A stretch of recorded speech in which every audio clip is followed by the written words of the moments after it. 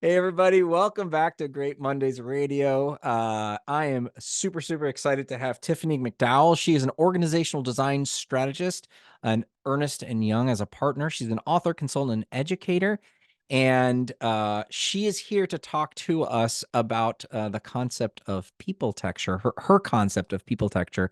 She has a lot of experience in organizational design, and I just thought her ideas were really relevant and unique in kind of her approach. There's a lot of stuff going on out there, and I think Tiffany has done a lot of work and wanted to share her experience with us. Tiffany, thanks for coming on Great Mondays Radio. Thanks, Josh. Happy to be here. Very excited. All right, fantastic.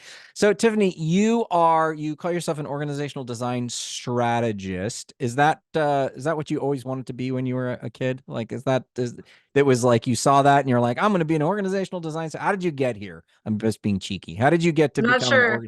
I'm a not design? sure that's actually listed as a job title anywhere, but yes, so no, I did not, as a small child, dream of this particular thing. Although perhaps I came by it honestly. So, my dissertation when I was doing my doctorate, I'd worked, I'd had fun jobs, not fun jobs. I decided, okay, I need to figure out how to make work fun, and so I was studying what I thought were my two great hypotheses. One is that there's fun people like me, and then the other is that there's fun climates or cultures for fun. And so I, set about my research, I did my work, and to my surprise, I found that there was a lot of support for a fun climate. So a fun, creating context where people could have a good time was actually good for the soul as well as good for business outcomes.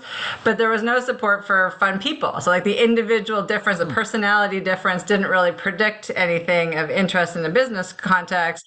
So it was really about creating the environment. And so I kind of went into consulting and sort of spent my life's work trying to figure out how do you create that right environment to make work more enjoyable, better for everyone. And that's really how I sort of came to be this org design person. Mm-hmm.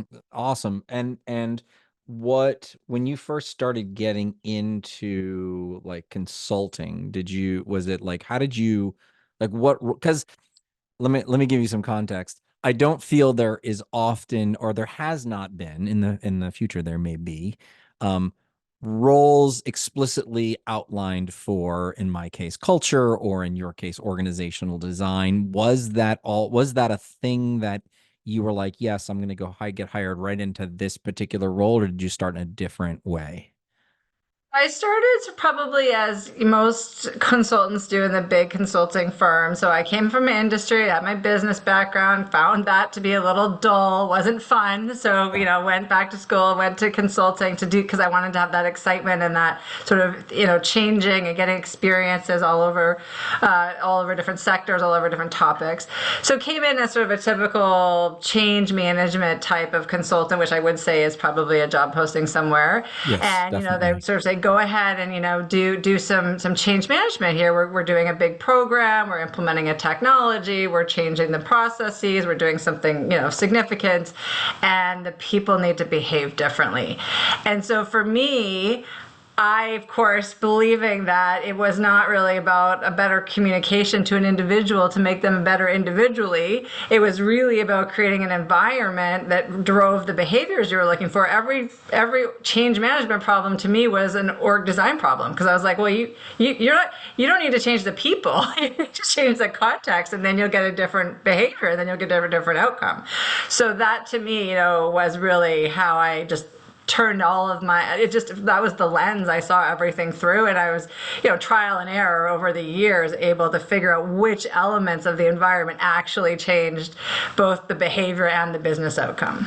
Great. Okay. So your thesis is that for the most part, the people are have the skill. They're the kinds of people that need to be there, and it's really the context that's going to allow for the business to change or improve or do whatever they're trying to achieve. Is that right? Exactly right. So one of the main reasons that I sort of set about developing a model was because I kept seeing that we would have these big group and social system problems, these organizational issues that we were trying to tackle. And so we'd say, well, maybe that person needs to go get some training, or they have some, they could really work on their growth mindset, or they should be more curious as an individual. And no doubt, right? I always say to people, I'm sure you can improve. Self-improvement is a great goal. Ask my husband. I'm always saying people can improve. You know, there's lots of projects around here, but no, the reality is, at the end of the day, Yeah. there's no relationship between individual difference variable and an organizational outcome. And so once you sort of realize that, again, getting personal improvement and growth and opportunity is fantastic, and I'm 100% for it, but it's not relevant to like a macro enterprise business problem. You have to look at the social, the context, the group, and the system in order to get that outcome. So that's really, what I had to figure out in order to be able to really then put a model together that could change. Great. Okay. So in your book entitled Strategies for Organization Design, you use what you call the people texture model to improve collaboration and performance. So tell us, what is the people texture model, and yeah, describe how I guess how we got here. Yeah, so it was definitely trial and error how we got here, and I definitely a made up word that is a bit of a mouthful. But thank you for saying it. So it's really about architecting for people. So obviously, organizations are just a collection of people, and it's some and so we do need to understand that we need to design for humans at center, but we don't need to design for individuals. We don't work by ourselves very often. We do heads down, tails up work, and that's very good and productive and important. But for the most part, organizations basically like groups of people working together to get something greater than you could as an individual. So we need to design for humans in social contexts, and that's really what to me has been missing. We did human capital, we did individual, we do skills, we do train, but really we've missed this whole spirit of the fact that it's not really about how you as an individual, or how smart you are, how great you are, how good you were at school. It's about your position in the network, and how your position in the network can drive efficiency or growth or innovation or new ideas. And so once you understand that, you need to design for that, right? And so for me, it took me a lot of years to really, really understand that. And then to look at all the different elements of the literature, look at all the different levers we can pull, and kind of come up with what I think is a predictive model, which is there's sort of 6 elements in people texture. One is structure. So we're not going to get away from sticks and boxes. Hierarchy is always going to be there. It's not a bad thing. It's great. It's efficient. It's productive. It's clear. You That's what understand I how was going to say. decisions. It's clear. You can understand it, right? Like that's why Yeah, we at a created certain those org size, you charts. need to get some sort of efficiencies in decision making and communication, and sort of just being able to follow a chain of command like that. That at a certain size in groups just organically happen. No matter what kind of system you look at, we're going Yeah. to form hierarchy at a certain size. So part of it is that anyone who says forget bosses, there's no Yeah. roles, I haven't seen it myself. Mm. It may be in small startups, of course you can wear multiple hats till you get to about 20 or 30 people, and then it starts to break down. But there's nothing wrong with hierarchy. It's good. Design the best one you can. Try not to sort of break it and mess with it too much with too many dotted lines and all the sort of complex things people do. But then that's about 20% of how organizations work. So that's part of my model, but not all of it. So the other part is really, the other 80% is really these sort of creating these connections, these horizontal connections, and intentionally designing the network. So first being able to see it and measure it through some of the tools and data that we now have available to us in companies, and then actually influencing it intentionally. How do you do that? You do it through clarity and just some of the traditional things. How do you make decisions? How are you going to make decisions together? Who gets to make what decision? Who doesn't get to make what decision? What are your roles? How does everyone understand what everyone else is doing, what they're accountable for? And then are you actually putting the right metrics, incentives, rewards in place that go with those decision accountabilities and go with those clarity of roles to actually drive the behaviors you want to get that teaming. So those are all the different elements of people texture that together in concert give you the outcomes you're looking for from both a experience as well as a business performance. All right. Can I ask you to go through them just one at a time, say one, two, three, four, five? Because I wrote down a bunch of things, but I wasn't sure which was a specific item. So just for clarity, people texture are Absolutely. six things. So yeah, so the six things. The first one is structure. So structure Structure. being again that horizontal, the vertical, sticks and boxes, Number as one, well as structure. that horizontal sort of what I call traces of trust in an organization. So that's the first one. So it's both vertical and horizontal structure. Yep. Then the next one is really around responsibility. So where's that, clarity of ownership, that empowerment where you can in traditional hierarchies you can give someone authority, but only you as an individual can decide if you're going to take responsibility for something, right? So it's a different Got it. it's a different between how do you have that really nicely clean functioning hierarchy and how do you then put things in place in the network to allow people to take that responsibility and that Take agency for responsibility. that. I like that. Take responsibility. Okay, got it. That's So number that's so two. that's so structure, responsibility, governance, which is kind of your how do you make decisions in the network. So not just so how do you make collective decisions and how clear is that, how empowering is that, etc.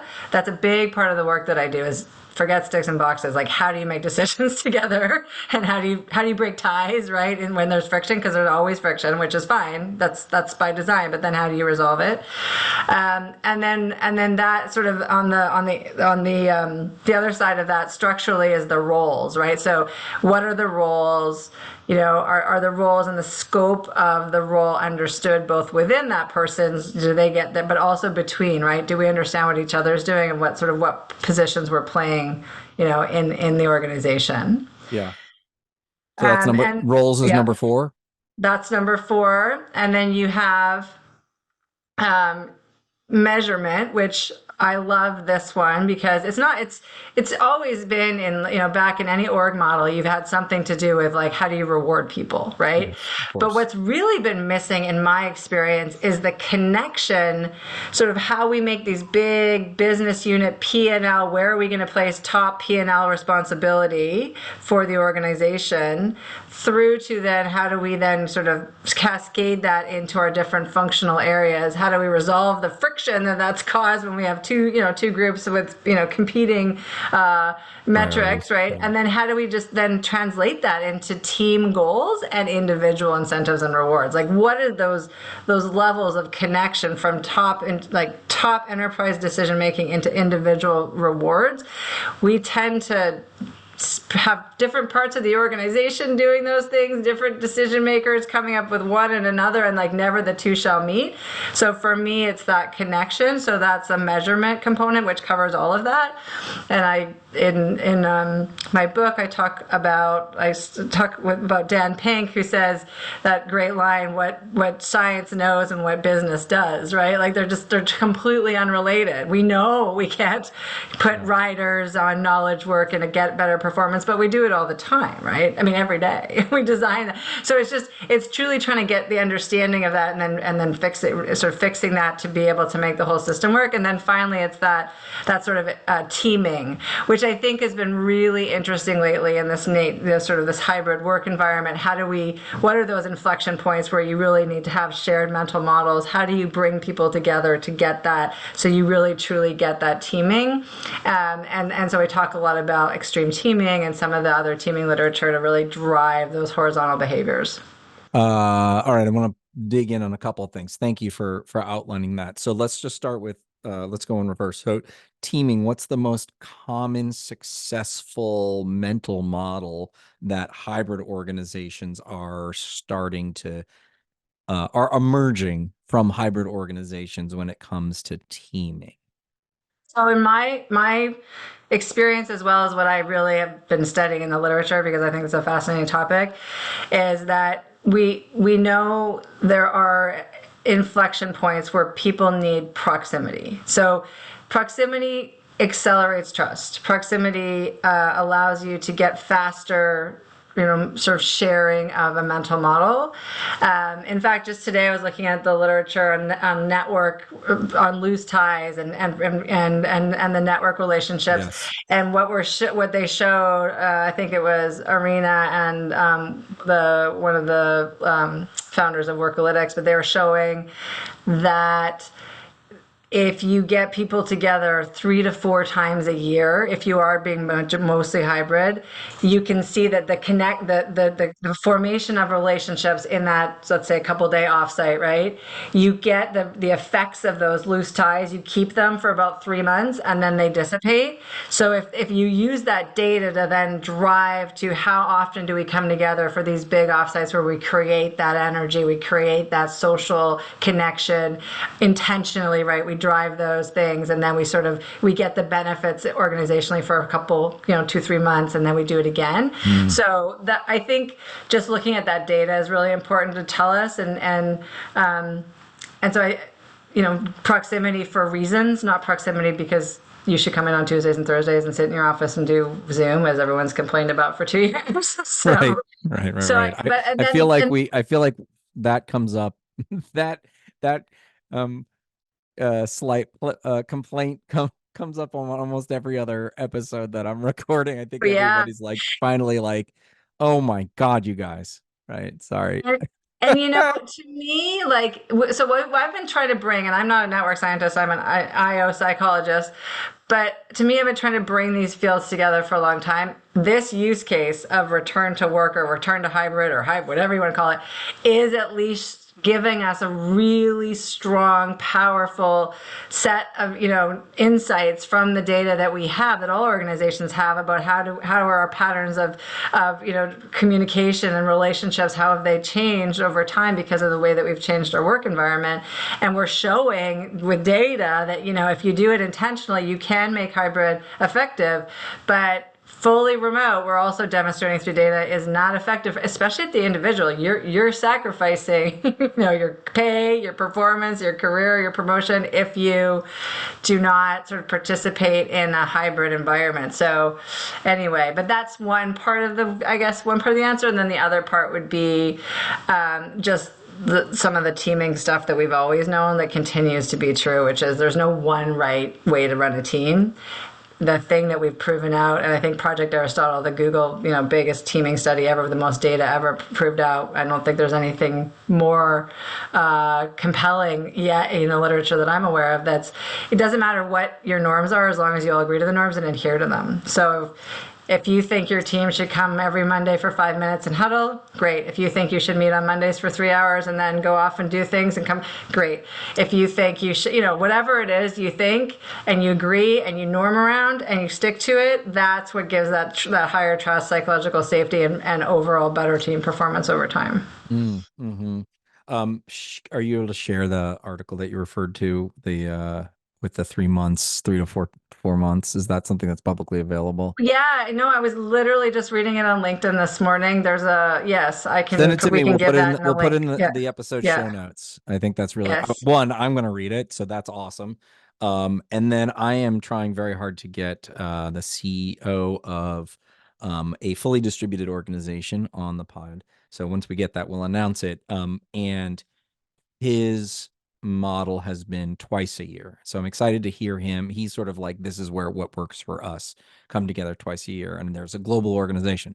So I love that. And I love that. I think that's really interesting. I agree. There's a lot that we can do remotely to build that trust, but it is really hard to replace that. You can't replace that in-person experience. And I like that phrase, proximity accelerates trust. That's really good. Okay. The other, I'm very interested in each of these. There's two more that I want to get into a little bit more. One is, and I think it's more of a, just to underscore it, this idea of roles. And to me, what you said was not just I understand what my role is? Do my peers and my colleagues understand what my role is? Can you talk a little bit about why that's important and maybe flesh that out a little bit? So one of the things that I find that we've spent, my clients have spent lots of time and money over the many years working with us as consultants to really clarify like decision rights, roles, accountability, and so you refine these things. You spend a lot of time getting very specific. It gives people some level of comfort and clarity.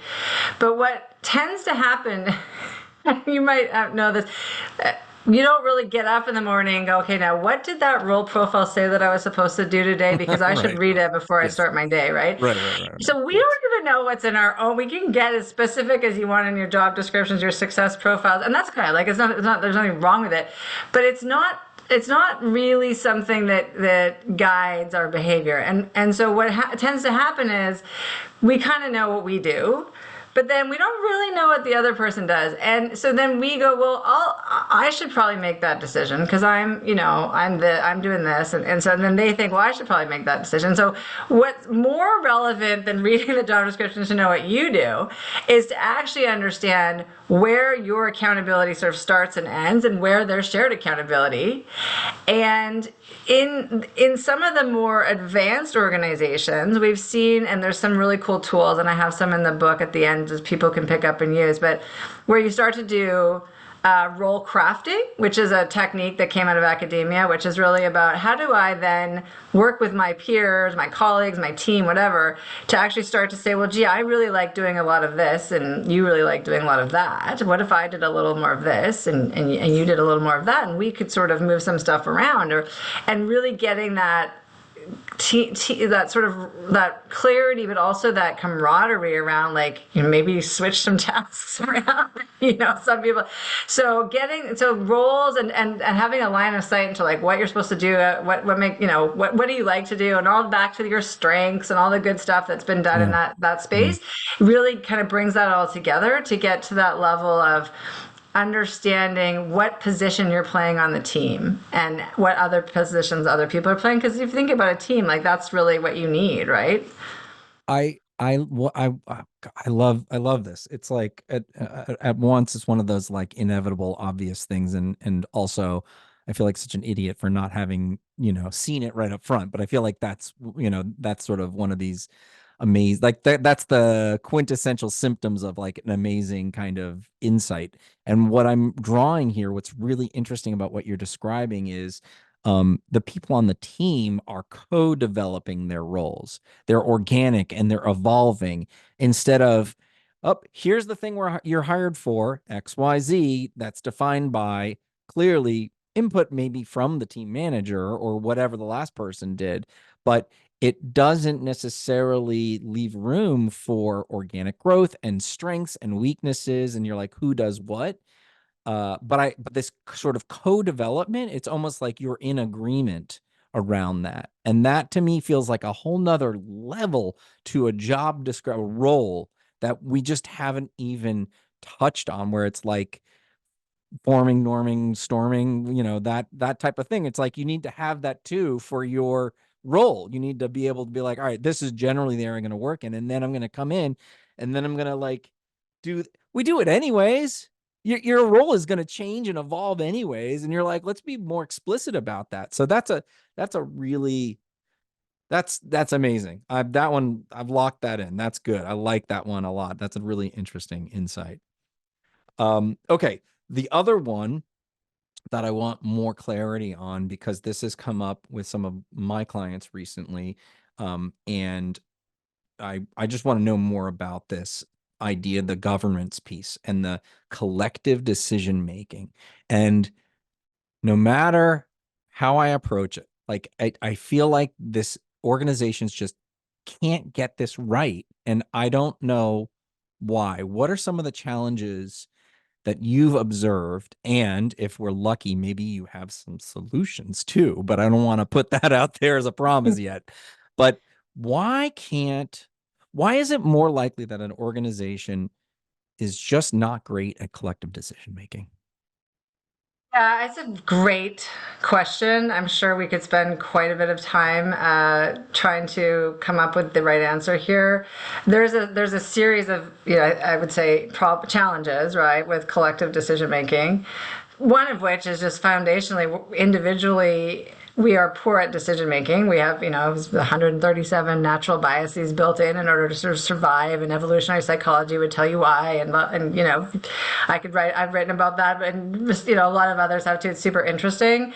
But, fast forward to actually be working in a group and working where there's varying degrees of decisions that need to be made. And, I go and ask people, well, how many of you have ever been in a meeting where all the decision makers that were needed weren't there? Hands up. I mean, 100%. How many of you have ever been in a meeting and you're talking about a decision you thought you already made?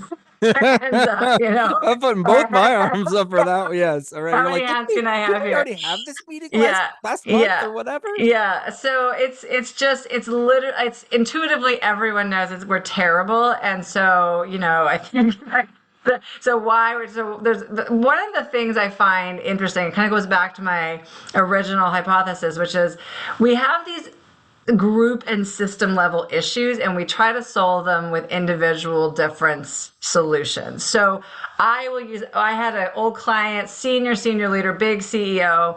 We're doing a lot of really difficult change, that leadership alignment work around a big change that was happening for their enterprise. Decisions were shifting and leaders were shifting. And I asked the CEO, how do you, when this friction comes up, because friction's going to come up. You have two different businesses. You're sort of got competing priorities. We've designed it that way. It's natural. How do you think it's best to resolve this? Well, I'll just call the guy up and chat. He seems reasonable. And I'm like, yeah, no, I'm sure he is reasonable. I'm sure you're all very reasonable people. But that is not a solution to it. The problem is not an individual difference problem. The problem is friction in two big businesses that are intentionally competing for things. You need a formal group and system level mechanism for the solution.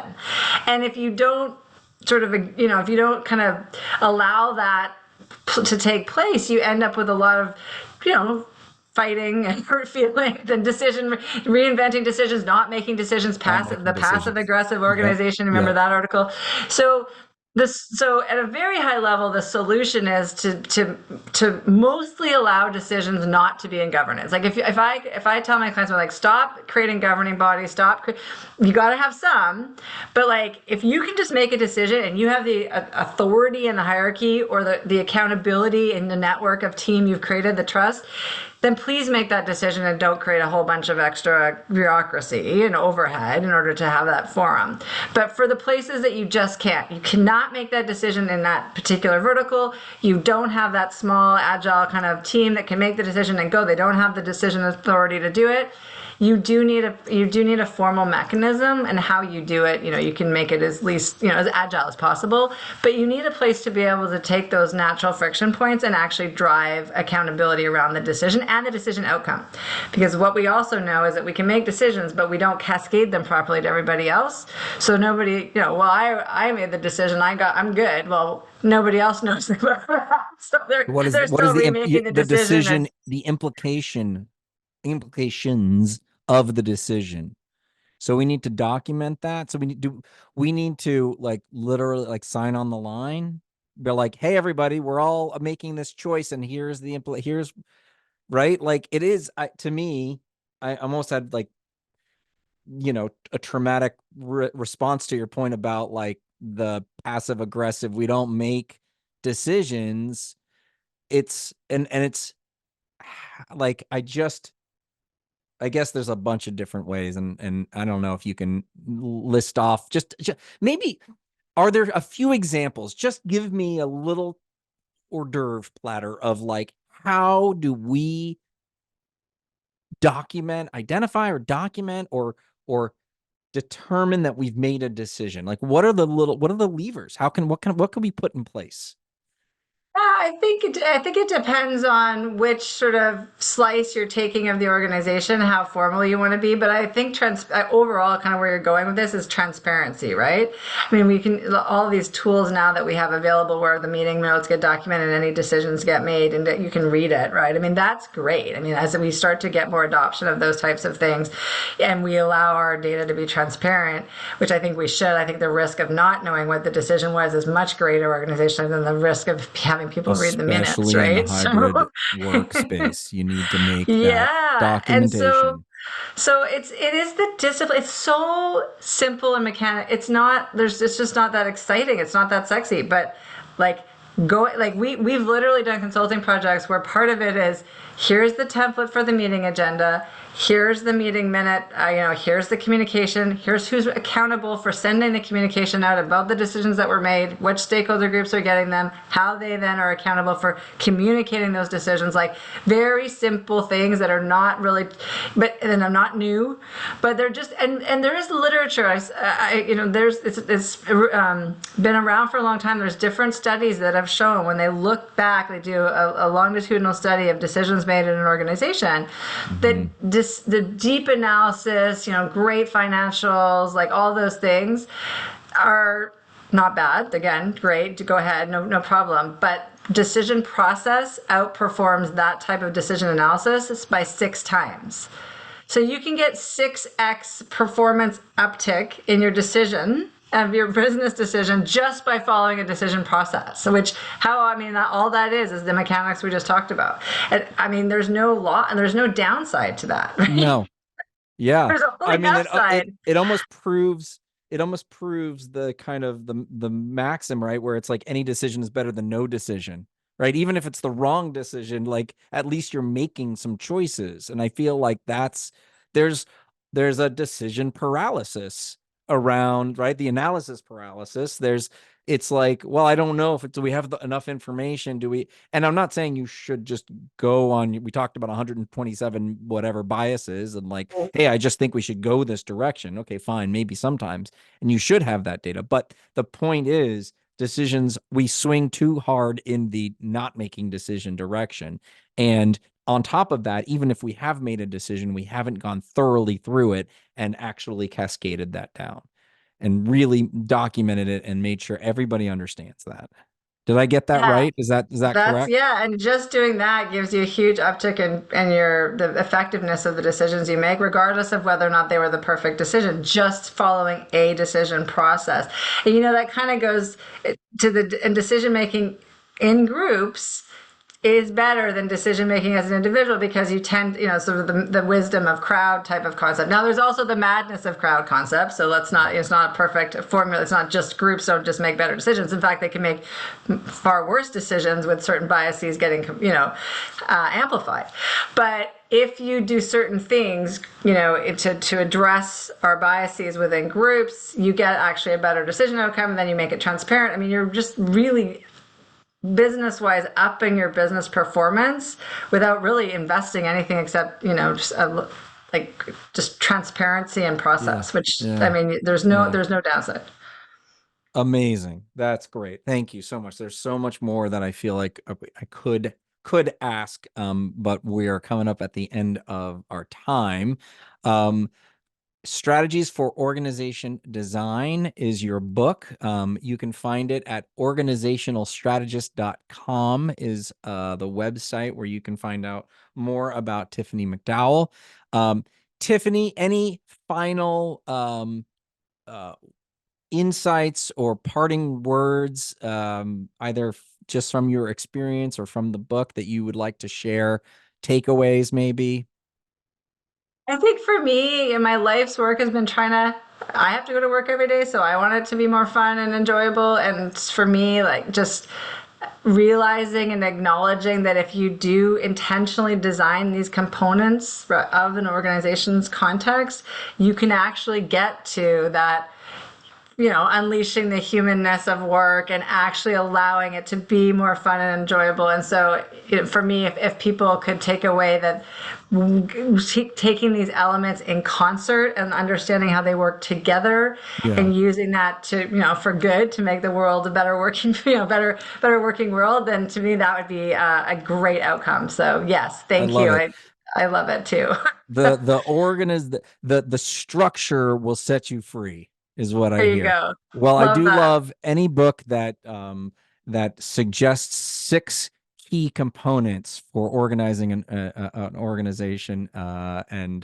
So thank you so much. I appreciate it. Tiffany McDowell, I appreciate you coming on Great Mondays Radio. Thank you, Josh. Thank you. Pleasure.